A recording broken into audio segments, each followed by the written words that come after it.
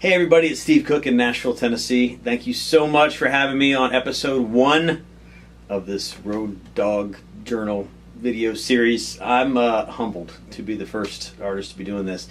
I'm actually more excited to hear from like Nikki Sixx or Lita Ford about touring in the 80s. And not the stuff we read about in the books. I want to hear about like having to find a motel without Apple Maps. Yeah, think about that for a second. So anyhow, my story has nothing to do with me, per se, except it sort of happened while I was on the road. We were touring with a support act, and we were in our fancy 15-passenger van, and they were in like a Chico and the Man van with a crescent moon window in the back from the 70s. Actually, it was much cooler than our 15-passenger van. But they were the band that had the cooler full of bologna and mustard. We could afford to eat fast food. That was about the only difference in our two bands.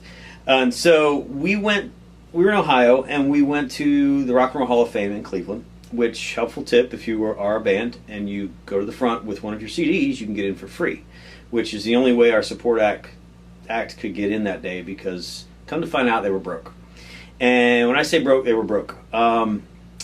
After we got out of the museum, they said, hey, we're going to sit in the parking lot and have a little talk. We got in our van and drove to the next city, a few hours away. They had to have a talk because they only had like $30 between them.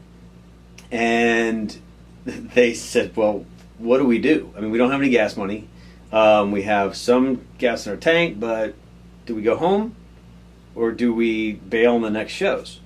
And, do we bail on the next shows or do we continue on the next shows? Excuse me.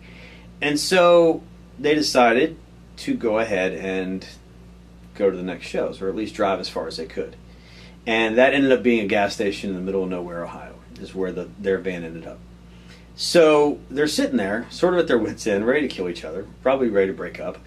And a car pulls up, and it happens to be, the guy that gets out happens to be the son of one of the managers of the clubs where we play.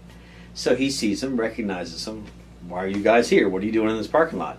They said, well, we're out of gas, and we're sort of stuck. And he goes, well, here's $10. Put some gas in your van. Come with me. I'm going to this house party. So they ended up going to this house party, setting up, playing, selling about a dozen CDs, and they were able to fill up the tank and get to the next show.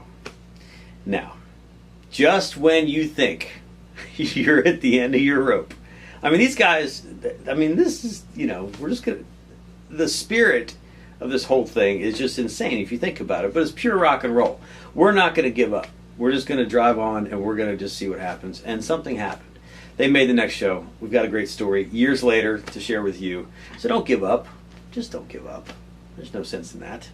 So anyhow, thank you so much for having me on this. I hope that is a little bit of a helpful story for you. A, have a credit card backup. B, don't give up. Or maybe it's the other way around. Anyhow, from Nashville, Tennessee, thank you so much. This is Steve Cook. I'll see you soon.